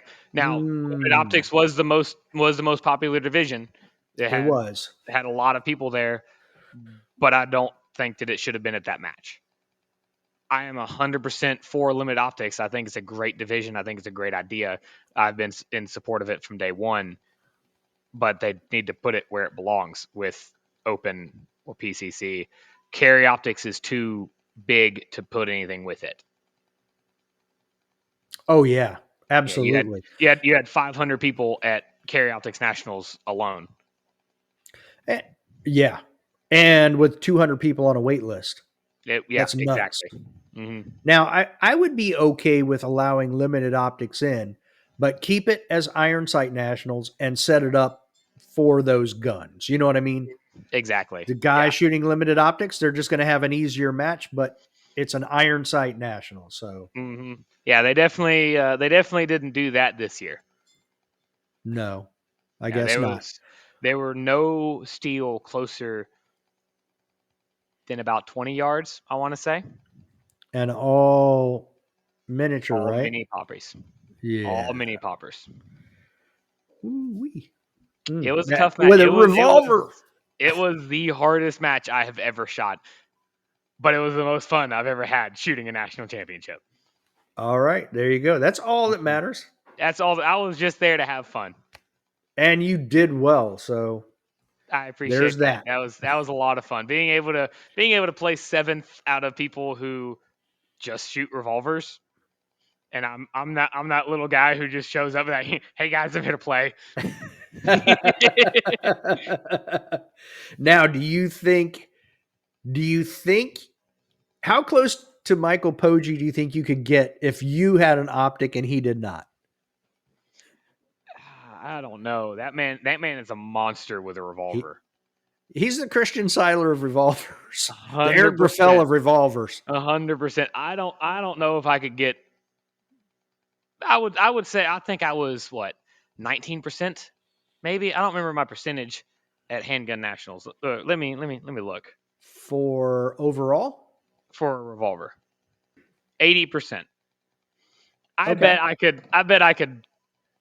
I bet I could close 10%. I bet I could get within 10%. Okay. But So I don't think just the sighting system is gonna get me any closer than that because his gun manipulations, everything about revolver, he is mastered to a T, and it is totally different than anything I've done. all right, hold on a second. I'm going to pull something up then because now I'm really curious. He won revolver. He was 98th overall. Okay. Hmm. At 69.38%. Yep, If you put a dot on his gun, do you think he could beat one of the other division winners? I'd say so. Okay. I'd say he'd have a chance. Everything that I've watched, I didn't get to see him shoot in person because we were on different schedules. Everything that I've watched on his social media he dominates revolver, and I would love to see him shoot open revolver. Okay. Well, how And about revolver optic? You know what I yeah, mean? revolver. I would love to see Yeah. him have a dot and see if what he could do against some other major names out there. Well, yeah. I mean, just it would be an interesting comparison. Like, let's say next year's handgun nationals, Mhm. iron sight nationals, whatever you want to call it, where you have, production and single stack and revolver with an optic Mhm. shooting the exact same match, but now you've got, a gun that has an optic on it. That would be very, very interesting. Especially with a guy like Poggi behind that, I think it would be. Yes, I would love to watch that. I would too, Mm. just to see what he could do. Just to see what he could pull off. Yeah. Yeah, I'm all for it. All right, it's time for me to send that BOD@uspsa.org email. Just for make him. make make revolver optics just for him next year. There you go. Man, I had such a great conversation with him. Hmm. We had a long conversation, amazing conversation. And somehow it did not record. Somehow it didn't capture his audio. Like he and I are talking like you and me right here, Hmm. but none of his audio was captured. I Mm. even contacted the company and they're like, it looked like he was muted. I'm like, well, that's weird because I could hear him, but somehow was muted to In the the point recording where, process. yeah, it didn't get, it Interesting, was man. That so sucks. disappointing. Yeah, it was a great conversation. Hmm. That guy is unique. Very. So is he's kind of like Max Leo Grandis, where he doesn't shoot a lot of USPSA major matches. He Mm. shows up in nationals, cleans everybody's clock, and then goes And, home. and disappears. Yeah, it's like Yep. what just happened? Yeah, Who is this he guy? shoots a lot of. I think it's I-Core. I don't remember exactly what it stands for, but it's the Revolver League. It's nothing but revolvers. I think it's Apple's version of pistol shooting. You know, I think it is. Yeah. something. Yep. Exactly. So, all right. So the last question I had for you was, what does the future look like for Garran? Is there a world shoot in the future, maybe, or? Man, I would love to go compete at Worlds. That's one of the reasons that I'm wanting to shoot more majors and shoot more areas to get my name out there more and to Okay. get to grow that name base and see what I can come up with. I'm not gonna shoot it what is coming up next year. I think it's 2024's World Shoot, isn't it? 25. 25. I Yeah. don't think I'm gonna make it to that one, but maybe the next one. I'm not sure Okay. yet. So I would 28. love to. 28. That sounds going to worlds and competing against the true best of the best around the world sounds like an absolute blast. And that would give me a little more time to decipher the IPSC rule book because it sounds like it's going to be kind of a pain. Yeah, it does. Mm-hmm. But I think there are plenty of people who have shot IPSC. Like if you're going to shoot carry optics, I mean, you've got Mm-hmm. Nils, you've got so many other people that have shot at Exactly. I could world reach out. shoots. Absolutely. And they'd be Mm-hmm. able to answer all your questions. Oh yeah, I'm 100%. surprised Jay didn't reach out to somebody, Mm-hmm. but he may have. I don't know. Mm-hmm. I can't speak for him either. But Yeah, I'm. It's definitely on the to-do list. I'm just not sure when that's going to get that box is going to get checked off yet. I got you. Mm-hmm. I think it should be on everybody's bucket list that's in that top 10 of each division, at Absolutely. some point. Mm-hmm. So, And I haven't quite gotten to the top 10 of every division that I've shot. I can't quite get into it in open yet. Now, both times I've shot open nationals, I've shot a borrowed gun with less than 100 rounds on the gun. I simply showed up, okay. registered, shot the match just for the fun of it. And where did you, where did you finish at open nats? Last Do you year I know? was 28th. This year I was 21st. Okay. So even then, you're Still, still, I mean, this goes back to the whole conversation that if you are a very high level shooter, mm-hmm, for the most part, you can pick up other guns and still shoot at a high level. Maybe not at the same high level that you would with your normal gun, mm-hmm. but I mean, you have proven that in open and in especially revolver, you're able That to pick is up other divisions and go. exactly. That is something that I've really proven to myself this year that I'm very proud of is being able to pick up a new gun, pick up a new division, and still be competitive in it with little to no time and training with it. Like I said, I had revolver. I had 5 weeks to train on a completely new weapon platform. Open, I touched this year. I touched the gun Wednesday night for the first time, and Wow. I shot Friday afternoon. So I touched the gun Thursday, Wednesday night. I dry fired with it. I test fired it Thursday. Chronoed my ammo. Got all that stuff situated. Woke up Friday morning. Dumped 100 rounds downrange just to get a feel for the recoil impulse. It went and shot. There you go. Mm-hmm. Impressive. I Damn. appreciate it. It was a lot of fun. Wow. That's just a testament to your abilities, man. Mm-hmm. That's all that is. Well, Garran, that's all I've got. Was there anything you wanted to touch on? Man, I think we touched on pretty much a little bit of everything this time. We did. It was a great conversation.